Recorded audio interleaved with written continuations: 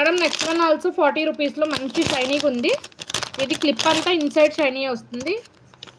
Excellent madam ఇదైతే అసలు జిల్ జిల్ జిగేలే. 1 2 3 1 2 3 40 rupees. First one, second one, third one.